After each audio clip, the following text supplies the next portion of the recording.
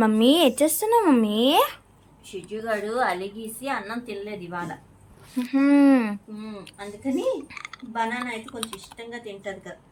తిన్నానా తినిపిస్తుంది, తిను అంతే. తిను ఇంకోటోదా ఎక్కడ తినే నాన్న. ఇంకో ఇంకో చూడు, ఇంకో తిను తిను. తల్లి బంగారు తినే, ఆకలి వేస్తుంటుంది కొడుకుకి.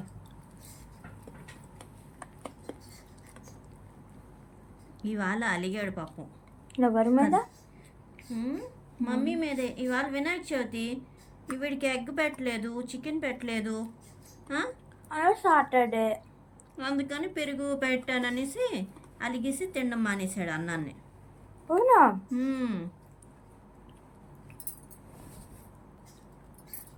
అయినా నాకు ఎప్పుడైనా అలా తినిపించావా మమ్మీ నువ్వు అసలు?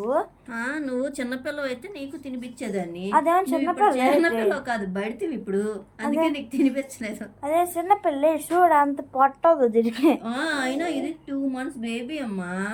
బేబీ అమ్మా, అతను చుట్టూ చూసి ఎంత ఉంది. ఎవరిని చూస్తే ఇంకా ఎవరు డెలివరీ ఒకళ్ళు ఎలాగ అడుగుతున్నారు, ఇది కుక్క లేకపోతే ఎలుగుబంట అని అడుగుతున్నారు. అప్పుడు చెప్పాల్సింది మరి, ఎలుగుబంటనే తెచ్చుకున్నాం అనేసి.